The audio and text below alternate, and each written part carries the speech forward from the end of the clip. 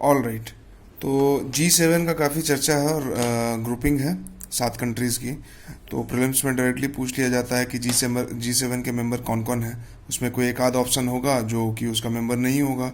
जैसे इस केस में रसिया और चाइना उसका मेंबर नहीं है, तो 3 आपको दे दिया जाएगा ऑप्शन की मेंबर होगा, और एक जो दे दिया जाएगा रसिया और चाइना, और आपको पिक करना होगा।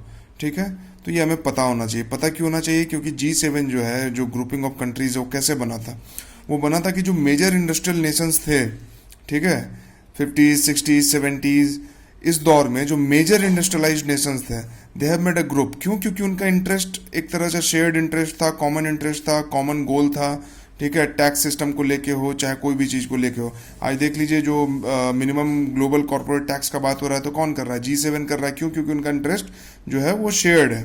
ठीक है। तो इसलिए G7 इंपॉर्टेंट है, और अभी न्यूज़ में इसीलिए है क्योंकि मिनिमम ग्लोबल कॉर्पोरेट टैक्स का इशू आया है, वो उस पर बात चल रही है। ठीक है। तो इसमें कौन कौन सी कंट्री है? तो मेजर इंडस्ट्रियलाइज कंट्रीज तो आप देख लीजिए, कनाडा, उसके नीचे यूएसए। फिर जब यूरोप में आते हैं तो यूके, जर्मनी, फ्रांस, इटली, और एशिया में जब आते हैं तो जापान। ठीक है। रसिया और चाइना इसके मेंबर नहीं है। वैसे भी हम समझ सकते हैं कि जो वेस्टर्न ब्लॉक था, जो कैपिटलिस्ट ब्लॉक था, तो उसका लड़ाई चल रहा था, तो ये तो नहीं होंगे, है ना। और जापान क्यों है? क्योंकि जापान जो है वो भी मतलब एक तरह से यूएसए का अलाई है, नाटो का मेंबर है।